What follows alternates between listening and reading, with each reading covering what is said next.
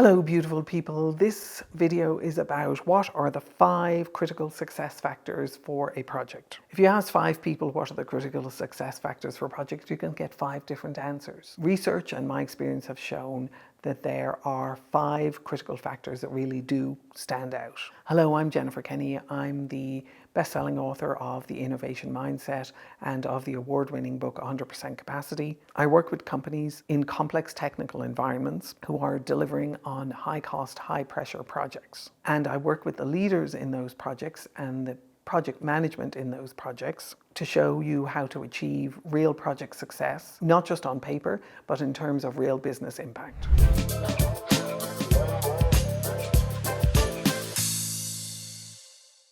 So let's talk about the top 5. One is definition of success. The second one is loosely termed executive sponsorship. We're going to dive into that and think about it a bit more. Third one is stakeholder engagement. Again, we're going to think about that in a more nuanced way. Skilled leadership, that's a pretty obvious one, but I'm going to talk to you about what leadership really means.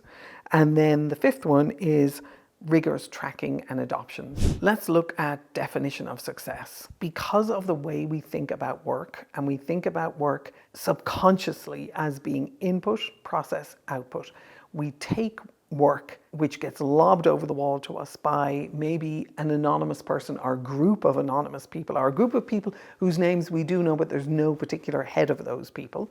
It gets lobbed over the wall to us, which might look like you just got budget for this fantastic project that you have been lining up for the last 2 years or for the last 6 months, and you are super excited. And it gets lobbed over the wall to you with resources and timing and deadlines and budgets.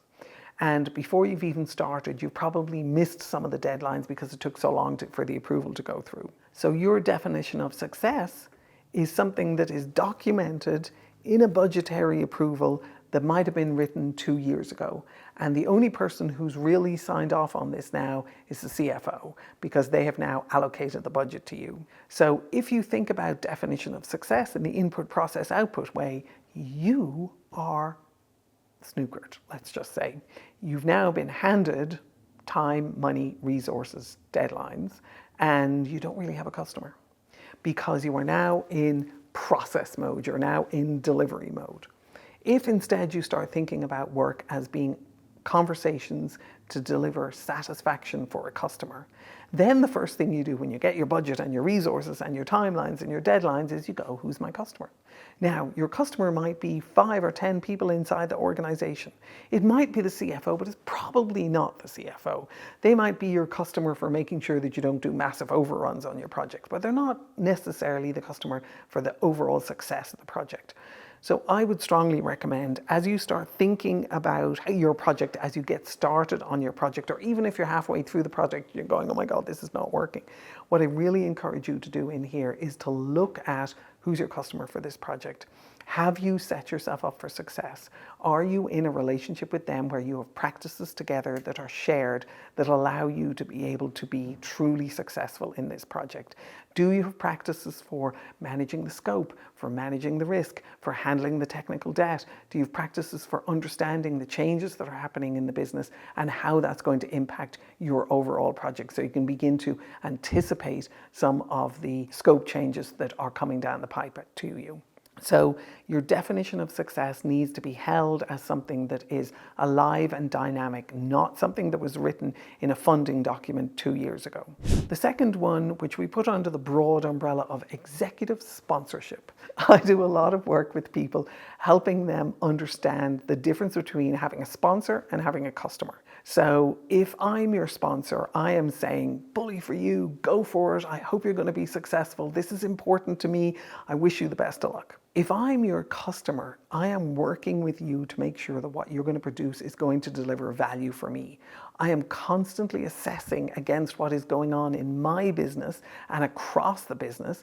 I am constantly assessing whether or not you're on the right track and whether or not I am working in lockstep with you to make sure that what you are doing is going to deliver value for the company as a whole. That's a very different type of role than sponsorship role.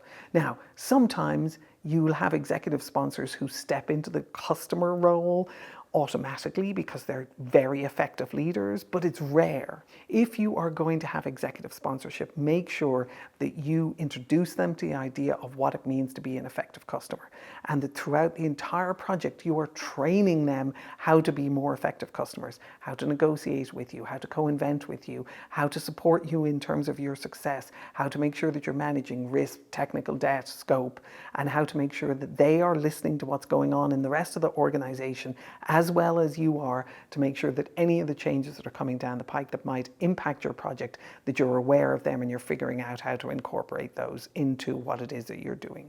The fourth one is skilled leadership. Skilled leadership is a huge bag of goods in there. When I think about skilled leadership, what I look for is primarily someone who's able to negotiate and deal with change, and someone who understands the importance of introducing practices into their team that allow their team to be progressively more successful and build capacity. Skilled leadership might look to some people as the person who will deliver on time and on budget, but things are changing way too fast for it to be just that. It has to be someone who's able to work in an incredibly dynamic and complex environment and who knows how to be able to navigate that. In my book, The Innovation Mindset, I refer to leadership as an ongoing conversation.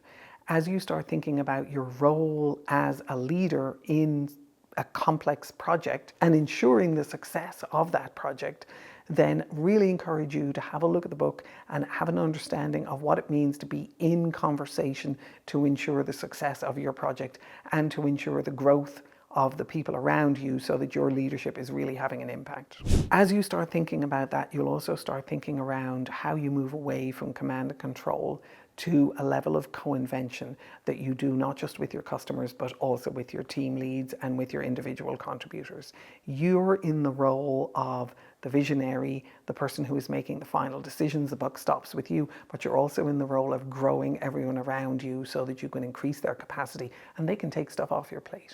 When we think about the fifth element, which is rigorous tracking and adaptation, what we tend to think about is we tend to think of it in a control way. We tend to think about it as we log everything, we put everything into Jira, we make sure that we sign off on the logs, we make sure that people sign off on, with authority, sign off on what it is that people are checking into the test database. If we start thinking about it in those terms, what we're doing now is we're moving our more junior people back into the order taker mode, into the input process output mode. Once we do that, what we're doing is we're undermining their intelligence, we're undermining the importance of context in terms of helping people be more intelligent in a working environment. If you have a bunch of junior people who you have trained to look for context, to understand context, to ask about context, and if they don't have it, to go to someone who is their internal customer or who is their boss or is their coach, or to go to you and go, I don't understand the reason why it is that I'm doing this particular function or this particular task. If you unleash that within your organization, it takes a little bit of getting used to, but once you unleash it, what you do is you find that people are incredibly effective at adding value for each other, because that's why most people come to work. In that environment, now they start looking for context. You're the person who is doing the primary provision of context for the whole project. And the important thing to recognize in here is that context is going to move and shift and change. If your project is anything longer than 6 months, your company has changed significantly in that time, and the context that you're working in is moving and shifting all the time. Your biggest element of agility is the most junior person on your project and every individual contributor on your project. And if you can manage them as people who have incredible agility and incredible capability rather than people who need to be controlled, you're going to start seeing a level of agility build into your project that gives you the capacity to be able to manage and negotiate at the top levels. As you start thinking about success on your project, and kudos to you, I'm delighted that that's how you're thinking. Remember, the top 5 ones and recognize how they are going to support you in terms of your project success. As you do this, I have a white paper that I think will be very helpful for you. It's written specifically on this topic with this thinking behind it. It is called Execution by Design. You can get to it via my website, www.jenniferkenny.com. It's a free resource. It's under free resources. Drop in there. Let me know if it's valuable for you, and I wish you the very best of luck in your project success. Take care.